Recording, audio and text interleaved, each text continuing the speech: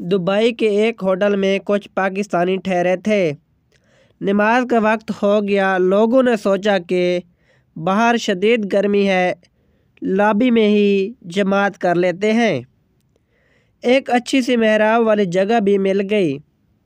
اس میں ایک امام کھڑے ہو گئے، پیچھے جماعت نے نیت باندھ لی۔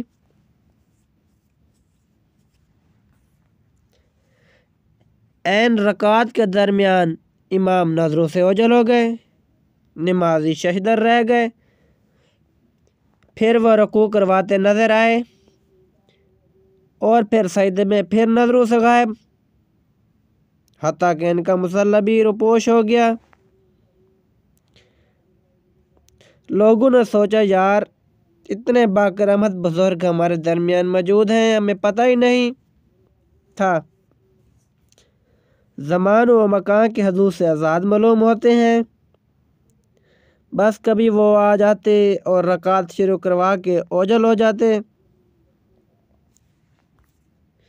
جب آخر کار نماز ختم ہوئی تو مقتدیوں نے کہا حضرت آپ کا راز فاش ہو گیا ہے، تو یہ بتائیں کہ یہ کیا کرامت ہے؟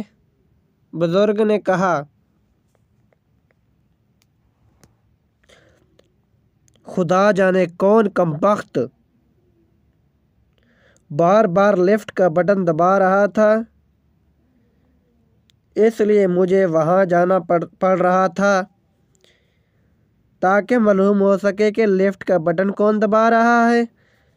اس لیے کبھی میں نماز میں واپس آ جاتا اور کبھی میں وہاں چلا جاتا۔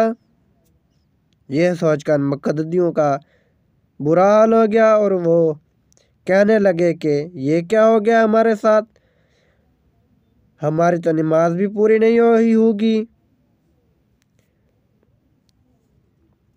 تو اس طرح کے امام سے بچنا چاہیے جو کہ جس کو نماز کا پتہ بھی نہ ہو، اور اس کے پیچھے نماز ادا کرنی چاہیے جس کو دین و دنیا کا پتہ بھی ہو۔